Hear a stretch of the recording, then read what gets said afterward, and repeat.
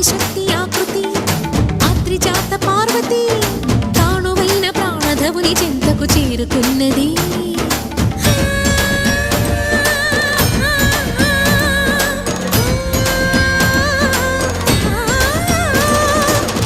భువికి తరలించేలా ధరణి దివిని తలపించేలా